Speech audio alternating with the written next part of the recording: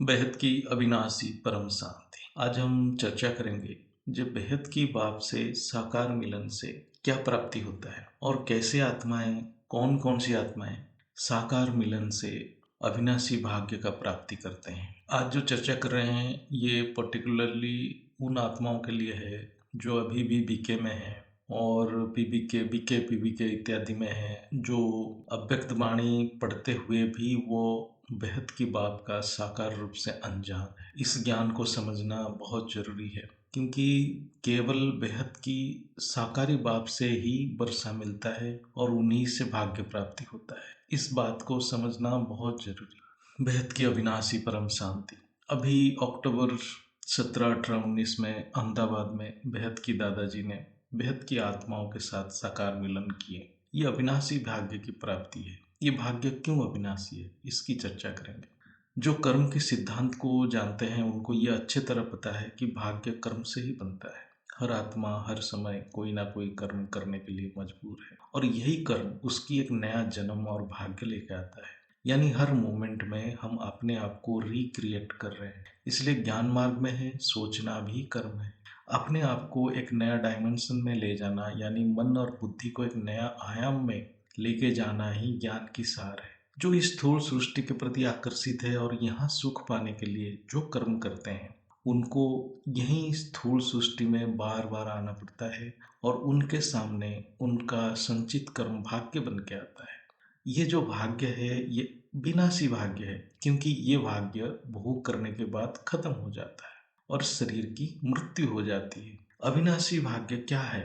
क्या ये शरीर का भोग अविनाशी भाग्य है? क्या ये देव देवियों का जो योनि में जन्म लेना अविनाशी भाग्य है, यानी स्वर्ग का सुख भोगना अविनाशी भाग्य है? नहीं। जो ये शरीर से केवल परमपिता को प्राप्त करने की पुरुषार्थ करता है और परम पिता को प्राप्त कर लेता है और उनके कार्य में सहयोग करके विश्व कल्याण करता है, वो अविनाशी भाग्य को प्राप्त करता है। इसका अर्थ है कि पहले तो परमपिता के साकार रूप को जानेगा, बेहद की बाप के साकार रूप को जानेगा, फिर उनके कार्य में सहयोग करेगा। वो आत्मा अविनाशी शरीर और अविनाशी दुनिया को प्राप्त कर लेता है जिससे उसका भाग्य अनंत समय तक रहता है। वो भाग्य कभी खत्म नहीं होता है, अर्थात वो अनंत समय तक परमपिता के सानिध्य में रहता है। वो हर प्रकार की माया से मुक्त हो जाता है। ये कैसे संभव है? इसके लिए आत्मा को परमपिता की पहचान होना जरूरी है। परमपिता की पहचान केवल ज्ञान है, भक्ति की फल ज्ञान है। अर्थात जो आत्मा हर जन्म में केवल परमपिता की सानिध्य को ही चाहता है और परमपिता को प्राप्त करने की इच्छा रखता है, वो परम ज्ञान की अधिकारी बनता है और अंतिम जन्म में परमपिता को साकार रूप में प्राप्त करता है। यह है अविनाशी भाग्य, यानी परमपिता को साकार में मिलना अविनाशी भाग्य है।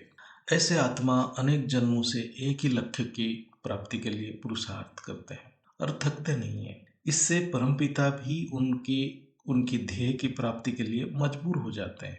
ये भी एक कर्म की नियम है। परमपिता को साकार में मिलने की इच्छा अत्यंत श्रेष्ठ शुद्ध इच्छा है। ऐसी इच्छा आत्मा में होनी चाहिए। यह आत्मा को शुद्ध कर देता है। हर पल ये इच्छा आत्मा में रहना ही है। ये इच्छा जिस आत्मा में है वो कोई साधारण आत्मा नहीं है। यही इच्छा कालांतर में परम शुद्ध संकल्प बन के आत्मा की शुद्धिकरण कर देता है और आत्मा को परमपिता से मिला देता है। ऐसे आत्माओं को नमन करना चाहिए। ऐसे आत्मा विरल ही होते हैं। आत्मा की ऐसी इच्छा भी अविनाशी है। ये कभी भी अंत नहीं होता। वो जितना आनंद लेता है उससे और ज्यादा पाने की पुरुषार्थ करता है, उतने ही ज्यादा आनंद का अनुभूति करता है। ये अविनाशी भाग्य है। ये बढ़ता जाता है। ये भाग्य का जो आनंद बढ़ता जाता है, बढ़ता जाता है। ऐसे आत्मा को बेहद की आत्मा कहते हैं क्योंकि ऐसे आत्मा को केवल परमपिता यानी ऑलमाइटी अथॉरिटी की सानिध्य चाहिए। उससे नीचे वो कहीं नहीं रुकेंगे। ऑलमाइटी अथॉरिटी को बीके की अव्यक्त वाणी में बेहद की बाप कहा गया है और ये भी कहा गया है बेहद की बाप बेहद की बच्चों से बेहद की बातें करते हैं। बेहद की बाप की पहचान केवल बेहद की ज्ञान है। बेहद अनंत सृष्टि जिसका कोई सीमा नहीं है उसका ज्ञान होना। वो सम्मुख बैठे ज्ञान देते हैं, अर्थात बेहद की बाप साकार में बेहद की आत्माओं से मिलते हैं। बीके की अव्यक्त वाणी फाउंडेशन है। अव्यक्त वाणी केवल बेहद की बाप की पहचान के लिए ही है।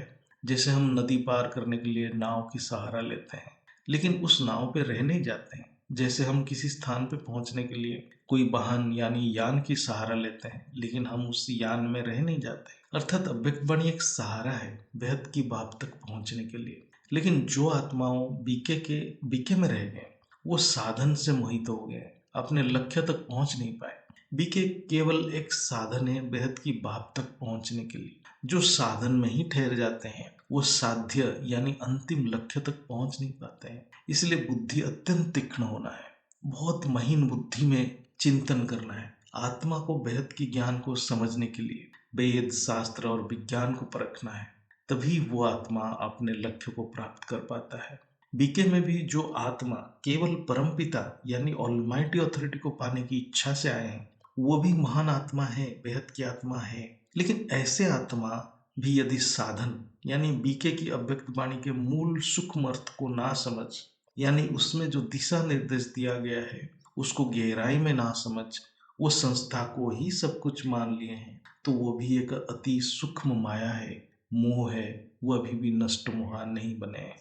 यहाँ थोड़ा ज्ञान से विश्लेषण करेंगे। 3 उपादान है, साधक, साधन और साध्य। साधक यानी आत्मा, साध्य यानी परमपिता, जिसको प्राप्त करना साधक की अंतिम लक्ष्य है।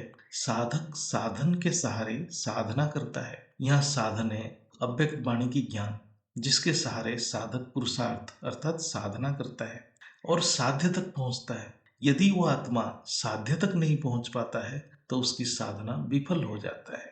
यहाँ साध्य है बेहद की बाप से साकार मिलन।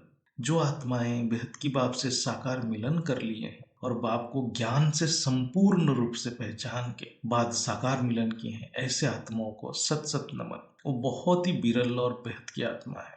संपूर्ण पहचान मतलब वो भी पुरुषार्थ में है, आज की पुरुषार्थ में है कि मैं जो हूं जैसा हूं उस रूप में जानना, बाप का मूल स्वरूप को पहचानना। ज्ञान से पहचान हो सकता है और ये पहचान के बाद बेहद की बाप को मिलन करना एक बहुत बड़ा भाग्य है। बेहद की बाप से साकार मिलन करना बेहद की भाग्य की सूचक है। ऐसे आत्मा को बहुत बहुत बधाई है। माया प्रबल है, इतना प्रबल है कि वो आत्मा को अंतिम समय तक परीक्षा करेगा, टेस्ट करेगी। कितना स्पष्ट और निश्चय है उसके संकल्प में, फिर वो रास्ता साफ करेगी बाप से मिलने के लिए। इसलिए जो भी साकार मिलन किए हैं वो अधिकारी आत्माएं हैं, महान आत्माएं हैं।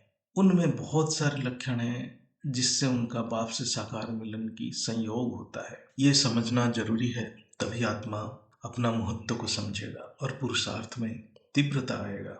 क्योंकि ऐसे आत्मा साधारण नहीं होते। ऐसे आत्मा अनेकों जन्म से केवल परमपिता ऑलमाइटी की खोज किए होंगे या ऐसे कुछ महान त्याग किए होंगे बेहद की बाप को पाने के लिए, जो कि अनन्य होगा। उनमें एक ही संकल्प होगा, मैं बेहद की बाप अर्थात ऑलमाइटी को मिलूंगा, किसी भी तरह से सब कुछ त्याग दूंगा लेकिन बेहद की बाप से मिलूंगा। उसके लिए इस संसार की सारे सुख और सारे प्राप्तियां बेहद की बाप के मिलन के सामने अत्यंत निकृष्ट होगा, निकृष्ट लगेगा। वो ज्ञान से महसूस कर चुका होगा कि यही है, केवल यही है बेहद की बाप जो साकार में आए हुए हैं। वो आत्मा का एक ही लक्ष्य है, बेहद की बाप के दिल में रहना। जो भी बेहद की बाप की श्रीमत है उसके अलावा और कुछ सोचना भी नहीं है। ऐसे आत्मा इस जन्म में भी इतने श्रेष्ठ संकल्प के साथ जीवन यापन किए होंगे कि कोटों में कोई ऐसा होंगे जैसे संपूर्ण सृष्टि की कल्याण की भावना उस आत्मा में होगा। तो ऐसे महान लक्षण होंगे बेहद की आत्माओं में, तभी वो बेहद की बाप से साकार मिलन किए हो। सभी बेहद की आत्माओं को फिर से नमन, इससे भी मन शुद्ध हो जाता है। मैं कोई भी बेहद की आत्मा से मिलता हूँ तो मैं ये सोचता हूँ ये आत्मा ऐसा क्या कर्म क्या होगा, ऐसे क्या महान कर्म क्या होगा जो बेहद की बाप ऑलमाइटी के पास आ गया है। अर्थात जो बेहद की बाप की महत्व को सच में जानता है, वो हर कोई आत्मा जो बेहद की बाप से मिलने आता है उनको बहुत सम्मान देगा और अंतर मन से नमन भी करेगा। साकार मिलन की सूक्ष्म अर्थ को समझते हैं और धरती के ऊपर जो समय चल रहा है उसको भी समझते हैं। साकार मिलन 2 प्रकार है। एक है हर साल एक समय निर्धारित है जब बेहद की दादाजी सभी आत्माओं को साकार में मिलते हैं। जैसे इस साल 2024 में अक्टूबर 17, 18, 19 ये तीनों दिन में हुआ। इस समय दादाजी से मिलन एक बहुत बड़ा संयोग है यानी सम्मुख बैठना एक बहुत बड़ा भाग्य है। उस समय दादाजी को वो आत्मा किस रूप में अंतरात्मा में देख रहा है वो महत्वपूर्ण है, क्योंकि वो अपने संचित बेहद की कर्म और निश्चय बुद्धि से बाप के सम्मुख पहुंचे हैं। इससे उससे पावर मिलेगा और उसकी अविनाशी भाग्य भी बनेगा। दादाजी से मिलने के समय वो जो संकल्प करता है वो बहुत महत्व रखता है, और जो निसंकल्प होकर केवल दादाजी के सानिध्य की अनुभूति करता है वो सर्वश्रेष्ठ आत्मा है, अर्थात बेहद की आत्माओं के अंदर भी वो श्रेष्ठ आत्मा है। दूसरा है जो आत्मा दादाजी से मिलने नहीं आ पाए और बहुत तड़प रहे मिलने के लिए, लेकिन उनकी कर्म बंधन उनसे बाप से दूर कर दिया। ये भी प्रकृति की एक परीक्षा है। इससे आत्मा में जो एक बिछड़ने की एक दुख महसूस होता है ये बहुत ज्यादा पावर दादाजी से ले लेता है और आत्मा की सारे विकर्म खत्म हो जाता है और दादाजी के बहुत नजदीक चला जाता है। अति सूक्ष्म रूप में मनन करते करते वो दादाजी के अति नजदीक चला जाता है। इसलिए जो आत्मा साकार मिलन में स्थूल में नहीं आ पाए लेकिन बुद्धि से विरह की अनुभूति किए हैं उनको बहुत ज्यादा पावर मिलता है। ऐसे ही दादाजी ने सबको पावर की गिफ्ट दिया है, जो आया भी है और जो नहीं भी आ पाया। बुद्धि में बाप के साथ रहना अभी के समय में वर्तमान समय में बहुत महत्वपूर्ण है। जब बेहद की बाप साकार में धरती पे हैं तो ये साकार मिलन ही माना जाएगा। यदि कोई साकार में सम्मुख है लेकिन बुद्धि में और कुछ है फिर वो साकार मिलन नहीं है। अभी जब धरती के ऊपर बेहद की बाप हैं साकार में हैं तो उनकी ऊर्जा अति सूक्ष्म रूप में इस धरती पे कार्य कर रहा है। केवल उनसे बुद्धि से ही जोड़ना है। जब तक बेहद की बाप की साकार स्वरूप धरती पे है और जो भी आत्माएं ज्ञान से पहचान कर निश्चय बुद्धि के साथ बेहद की बाप के साथ हैं वो सभी आत्माएं साकार मिलन कर रहे हैं, इसमें कोई भी संदेह नहीं है। और जो बेहद की अविनाशी परम शांति का संकल्प कर रहे हैं वो सहयोगी आत्माएं ही है। साकार मिलन में दादाजी जो पावर देते हैं इसका क्या अर्थ है? दादाजी सबको पावर देते हैं, ऐसा नहीं कोई भी वंचित रह जाता है। अति सूक्ष्म रूप में सभी आत्माओं को पावर मिलता ही रहता है। सभी आत्माओं को जो भी दादाजी के साथ बुद्धि से जुड़ा रहता है, दादाजी जब ये बोलते हैं तो सभी आत्माओं को प्रेरणा देते हैं। जब साकार मिलन में दादाजी कोई भी आत्मा को पावर देते हैं ये उस आत्मा को नहीं सभी आत्माओं को ही प्रेरणा देते हैं सेवा के लिए, और ये पावर से आत्मा में अहंकार भी खत्म हो जाता है। और ये पावर देने का भी एक कारण है वो जो सेवाधारियों के अंदर कोई अहंकार है वो खत्म हो जाए। कुछ को ज्ञान का अहंकार रहता है, कुछ को सेवा का भी अहंकार रहता है। ये अहंकार खत्म हो जाता है तो वो पावर से वो आत्मा महसूस करता है वो केवल निमित्त है। हर बेहद की आत्मा बेहद की अविनाशी परिवार में समान है, कोई कम या ज्यादा नहीं है। जो भी दादाजी से बुद्धि से जुड़ा है और बेहद की अविनाशी परम शांति की संकल्प कर रहा है वो निरंतर साकार मिलन कर रहा है और दादाजी से निरंतर पावर ले रहा है। और ऐसे आत्मा में अहंकार भी नहीं रहता है, वो बहुत विनम्र और समर्पित रहता है, ना उसमें कभी कोई माया का प्रभाव आता है। ऐसे आत्मा महान होते हैं, बिना प्रचार प्रसार बाप के दिल में रहते हैं और बहुत आगे चले जाते हैं। बाप की कार्य अति सूक्ष्म है, उसको समझ पाना स्थूल में असंभव है। जो दिखता है उससे कई गुना ज्यादा कार्य सूक्ष्म में होता है। इसलिए बुद्धि को सूक्ष्म करके दादाजी से पावर लेना एक कला है। ये तभी मिलता है जो बेहद की सारे परिवार की कल्याण की संकल्प करता है, विश्व की कल्याण की संकल्प करता है और अपने आप को केवल निमित्त मानता है और अन्य आत्मा को आगे बढ़ने के लिए संकल्प करता है। ऐसे आत्मा गुप्त रहते हैं और अत्यंत श्रेष्ठ और महान होते हैं। ऐसे अनेक आत्माओं को मेरा नमन बंदन। ऐसे आत्मा साइलेंट वर्कर है, साइलेंस वर्कर भी है और साइलेंट वर्कर वर्कर भी है। साइलेंस वर्कर मतलब परम शांति का संकल्प करते हैं और साइलेंट वर्कर भी है, वो अव्यक्त रहते हैं, वो सम्मुख नहीं आते हैं। अब आते हैं क्यों बीके पीवीके की आत्माएं इस साकार मिलन से वंचित रह गए हैं। बेहद के अर्थ को वो समझ नहीं पाए, यानी बेहद के अर्थ को समझना बहुत जरूरी। बेहद की सृष्टि, बेहद की समय, बेहद की बुद्धि से इमेजिन करना पड़ता है, तभी जाके आत्मा बेहद की सृष्टि का आदि मध्य अंत को समझ पाता है। जो बेहद की सृष्टि के आदि मध्य अंत को समझेगा वही बाप के साकार रूप को पहचान लेगा। विज्ञान और शास्त्र इस बात को टाली नहीं कर पाना। अर्थात जो आत्मा विज्ञान और शास्त्र के हिसाब से ज्ञान को समझ जाता है, उसका बुद्धि निश्चय हो जाता है, उसको कोई साक्षात्कार की जरूरत नहीं है। वो निश्चय बुद्धि से इस शरीर में वो परमात्मा को, परमपिता को, साकार रूप को पहचान लेता है। बीके में ज्ञान की फाउंडेशन होते हुए भी मेजॉरिटी आत्मा बेहद की बाप की साकार रूप से दूर रह गए। इसका कारण है अहंकार, अर्थात मैं ही ज्ञानी हूँ, मैं ही सब कुछ जानता हूँ। यह है ज्ञान का अहंकार। स्थूल पवित्रता की अहंकार, ये भी बहुत बड़ा अहंकार है। स्थूल पवित्रता, देवान की पवित्रता। स्थूल पवित्रता एक देवान का अर्थ है, यानी देवान से बाहर नहीं निकले हैं ऐसे आत्मा जो स्थूल पवित्रता के आधार पर आत्माओं को अलग अलग रूप में देखते हैं, दृष्टि से देखते हैं। तो ज्ञान का अहंकार, पवित्रता की अहंकार, देवान की अहंकार, ये बहुत बड़ा बाधक है।